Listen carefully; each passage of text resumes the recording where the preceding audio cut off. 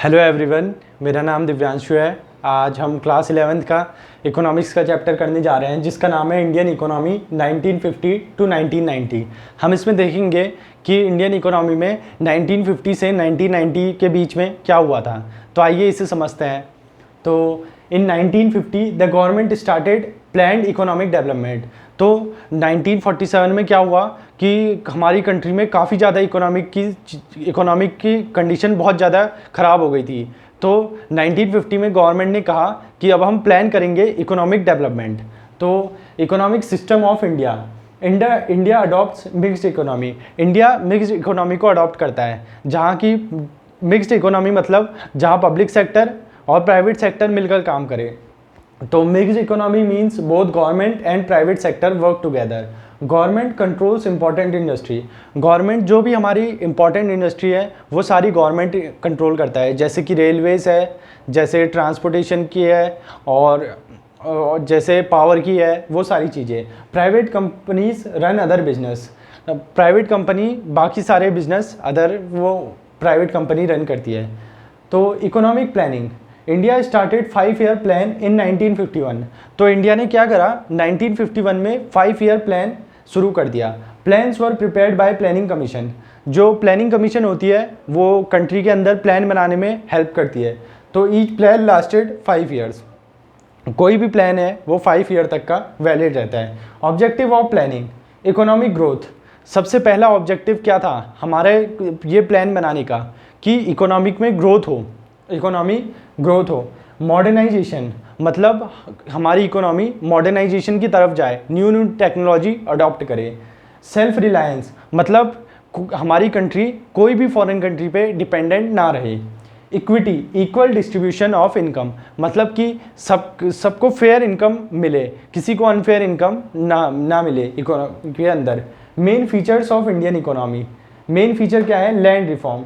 Land reform क्या था, पहले से अनइक्वल डिस्ट्रीब्यूशन ऑफ लैंड हुआ करता था, कोई कितना भी ले सकता था, कब्जे वाला सिस्टम। लेकिन उससे क्या करा, लैंड रिफॉर्म से सबको इक्वल लैंड डिस्ट्रीब्यूट करी। दूसरा है green revolution, started in 1966 till 67। Green revolution क्या है, ग्रीन रेवोल्यूशन है जो एग्रीकल्चर में नई नई चीज़ें, मॉडर्नाइजेशन, इरिगेशन फैसिलिटीज़ और केमिकल फर्टिलाइजेशन, ये सारी चीज़ें एच वाई वी सीड्स ये सारी चीज़ें यूज़ करके जो हमारे एग्रीकल्चर सेक्टर को एक ग्रोथ दी, वो उसी को ग्रीन रेवोल्यूशन कहते हैं। White revolution, increased milk production. White revolution क्यों करा गया था, मिल्क प्रोडक्शन को इंक्रीज करने के लिए कंट्री के अंदर। इंडस्ट्रियल पॉलिसी, इंडस्ट्रियल पॉलिसी बनाई गई कि इंडस्ट्री कैसे काम करेंगी, वो सारी चीज़ें।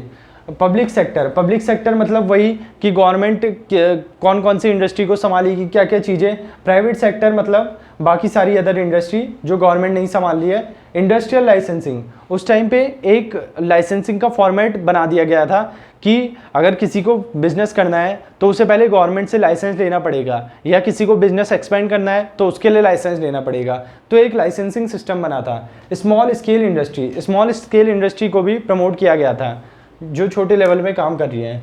4 गोल्स ऑफ 5 ईयर प्लान, जो 5 ईयर प्लान बनाए थे उसके 4 मेन गोल क्या थे। एक तो ग्रोथ थी कि कंट्री की ग्रोथ हो, अनएम्प्लॉयमेंट रिड्यूस हो, कंट्री के अंदर एम्प्लॉयमेंट बने, पॉवर्टी रेट कम हो। दूसरा था मॉडर्नाइजेशन, मतलब कि कंट्री मॉडर्नाइजेशन की तरफ जाए, नई नई टेक्नोलॉजी अडेप्ट करे, ये सारी चीज़ें। तीसरा है सेल्फ रिलायंस कि मतलब कंट्री किसी पे डिपेंडेंट ना हो। और इक्विटी मतलब इक्वल डिस्ट्रीब्यूशन ऑफ इनकम। तो ये 4 गोल थे 5 ईयर प्लान के, ग्रोथ, मॉडर्नाइजेशन, सेल्फ रिलायंस और इक्विटी। अब ये गोल बना के अचीवमेंट्स क्या क्या हुई, तो अचीवमेंट थी स्ट्रॉन्ग इंडस्ट्रियल बेस डेवलप्ड। एक स्ट्रॉन्ग इंडस्ट्रियल बेस बन गया था कि इंडस्ट्री ऐसे ऐसे सेट हो सकती है, ये सारी चीज़ें हो सकती है इंडस्ट्री के अंदर।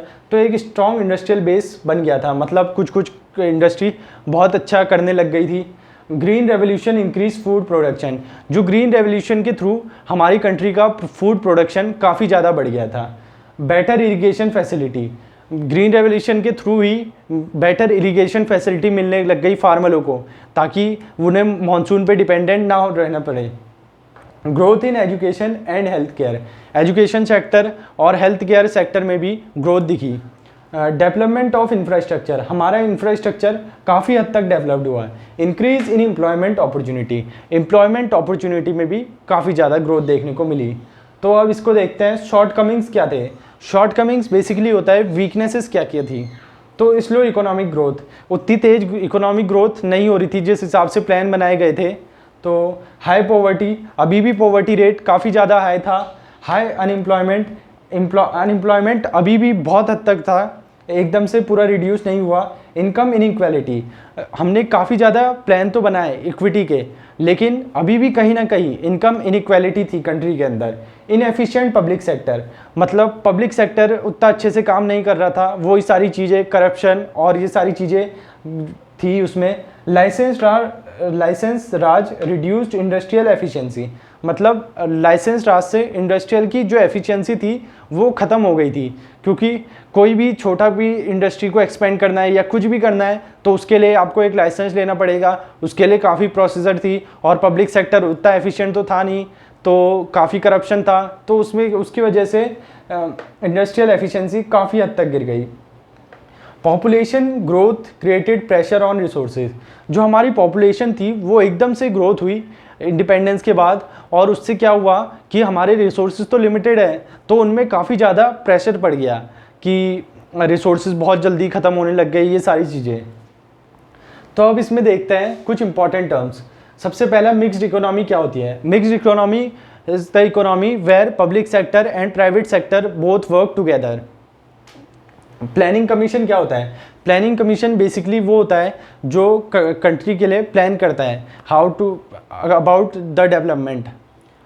तो prepared 5 year plan, planning commission का क्या रोल था उस टाइम पे, इस टाइम 5 ईयर के प्लान बनाए गए थे। पब्लिक सेक्टर वही कि गवर्नमेंट सेक्टर जैसे रेलवेज, पावर और एटसेट्रा एटसेट्रा। प्राइवेट सेक्टर मतलब जो भी अदर कंपनीज़ हैं जैसे कि टाटा है, रिलायंस है, अडानी है, ये सारी चीज़ें। अडानी तो green revolution, increase in food production using modern techniques, मतलब कि फूड प्रोडक्शन में काफ़ी हद तक इंक्रीज हुआ मॉडर्न टेक्निक्स के थ्रू। वाइट रेवोल्यूशन मतलब प्रोडक्शन ऑफ मिल्क काफ़ी बढ़ा। और लाइसेंसिंग राज वही कि आपको कुछ भी बिजनेस एक्सपेंड करना है या ग्रोथ करना है तो उसके लिए एक लाइसेंस लेना पड़ेगा गवर्नमेंट से, उसके लिए काफ़ी ज़्यादा सिस्टम या प्रोसीजर हुए करते थे। Import substitution, producing goods in India instead of importing, मतलब कि जो पहले से हम लोग कंट्री के लिए इंपोर्ट करवाते थे, अब कंट्री ने क्या करा कि वही गुड्स को खुद ही प्रोड्यूस करने लग गए, तो इंपोर्ट सब्स्टिट्यूशन हो गया था, producing goods in India instead of importing. अब इंपोर्ट कम करा रहे थे बल्कि खुद ही गुड प्रोड्यूस कर ले रहे थे। सेल्फ रिलायंस मतलब depending on our own country, मतलब कोई भी अदर कंट्री पे डिपेंडेंट नहीं थी हमारी कंट्री, हम खुद पे डिपेंडेंट होने लग गए थे। Equity, equal distribution of income, equity मतलब इक्वल डिस्ट्रीब्यूशन ऑफ इनकम। तो ये था आजकल चैप्टर इंडियन इकोनॉमी 1950 टू 1990। काफ़ी सिंपल चैप्टर है और काफ़ी इंपॉर्टेंट चैप्टर है। इसमें ये बताया गया है कि 1950 से 1990 तक क्या क्या इकोनॉमी में चेंजेस आए, क्या क्या ट्रांसफॉर्मेशन हुई, वो सारी चीज़ें। अगर आपको वीडियो अच्छी लगी हो तो वीडियो को लाइक कीजिएगा, चैनल को सब्सक्राइब कीजिएगा और वीडियो को अपने दोस्तों के साथ शेयर कीजिएगा। Thank you so much for watching.